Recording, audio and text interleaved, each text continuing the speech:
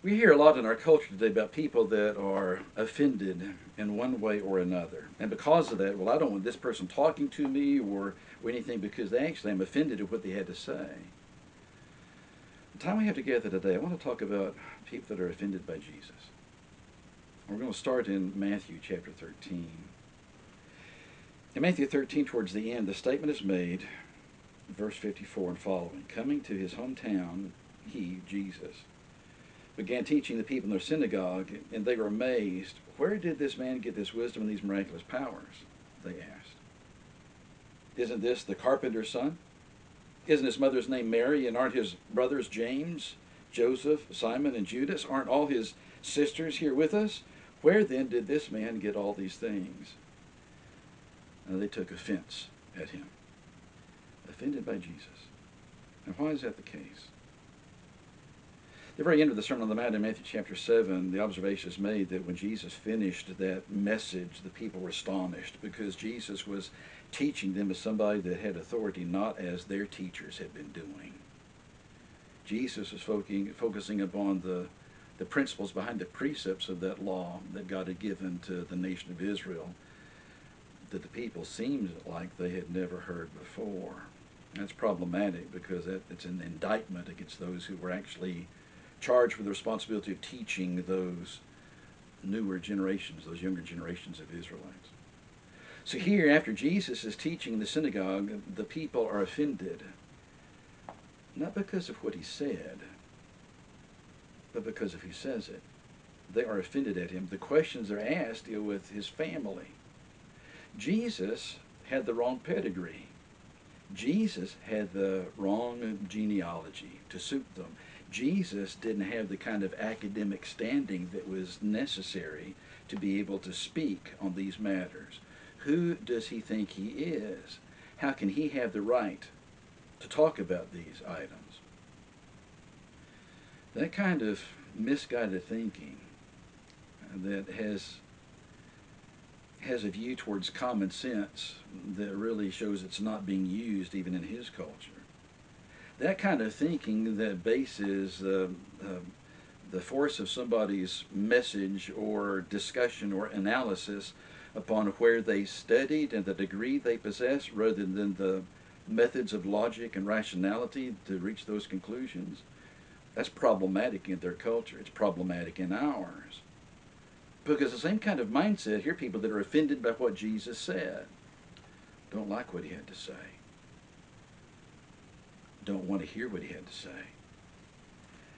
This particular situation, wrong background, wrong education.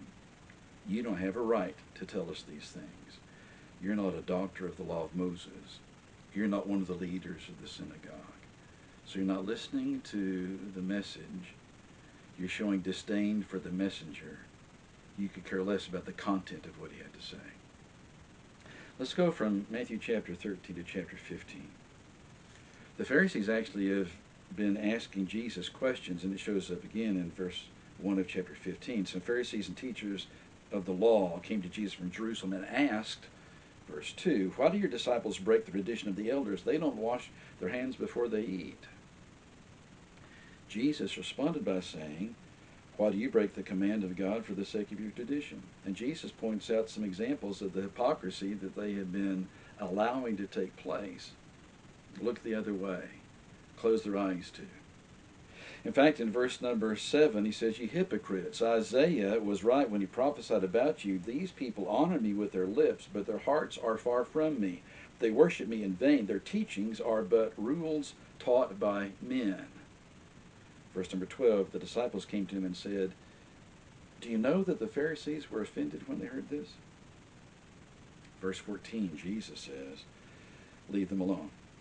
They are blind guides. If a blind man leads a blind man, both will fall into the pit. The Pharisees are upset and are offended because of the observation Jesus makes of their hypocrisy. They want to point out the problems that other people have, but they're not acknowledging their own. They don't have any problems.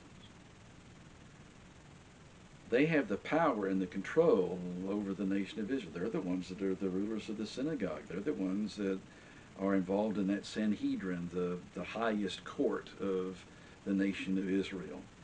Their word actually is law as far as they're concerned. Again, that question Jesus asked, why do you break the command of God for the sake of your tradition? Which is exactly what it was.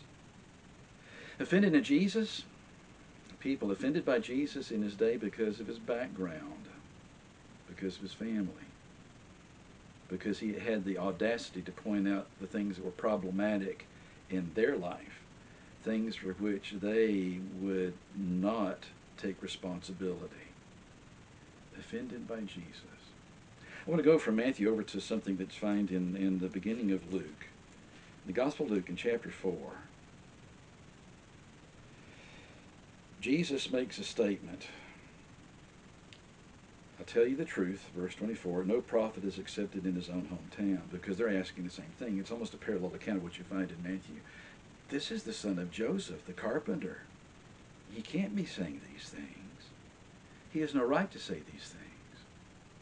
And then he points out the fact that if you start looking at the history of Israel and go back to the time of the prophets, verse 25, I assure you that there were many widows in Israel in Elijah's time, yet Elijah was not sent to any of them, but to a widow in Zarephath in the region of Sidon. Well, we look upon that part of the country with a disdain. Don't point that out. Verse number 27. There were many in Israel with leprosy in the time of Elisha the prophet, yet not one of them was cleansed, only Naaman the Syrian. He's definitely not of Israel. You can't point that. What are you saying? Why are you pointing that out? Here are individuals that have not learned the lessons from the past, and what Jesus has done, Jesus has shown by application the problems of the past are still problems the way people are thinking in his day. And these people don't like that. The same kind of stubbornness, the same kind of shallow thinking of prior generations is something that's occurring in the time of Jesus, and they don't like it. In fact, in verse 28, all the people in the synagogue were furious when they heard this. They got up, threw Jesus out of the town ahead of this mob, took him to the brow of the hill on which the town was built in order to throw him down the cliff. You talk about somebody being offended, they're offended. They're offended because Jesus is pointing out something that they're not willing to actually acknowledge. The heart that we have, the callousness with which we view things that are significant, is the same callousness with which our parents, our grandparents, our forefathers lived their lives. And while we can read through the Old Testament and see the lack of faith, well, that surely doesn't apply to us. And Jesus is pointing out, yes, it does. You're not listening to the message. You're focused on the messenger. That's problematic. And that is indeed shallow thinking. Has that changed? No, you start thinking in the past, even recent history, just go back a few years, just go back a few weeks. People that do not like the message because they don't like the messenger. Does the message have any validity? No, because look who actually said it. That's what these people are saying, people that were offended by Jesus. Do you realize that if Jesus was alive today, if Jesus was reaching people today, if Jesus was attempting to be on social media today, Jesus would be banned by every social media platform that you find in this country? Because so many people would be offended at Jesus pointing out shortcomings and hypocrisy. And Jesus viewing people that are not listening to the content, but focused on the one proclaiming the message. People today crucify Jesus all over again if they had the chance. And actually, sadly, in our culture, that's what people continue to do. I'll leave you with one more. There are others we could mention, but in John chapter 1, John is preparing the way for the Messiah, makes a statement when he sees Jesus, "Behold the Lamb of God." You find it in John chapter 1 and verse 36. There are two of his disciples that actually hear John make that statement. They follow Jesus.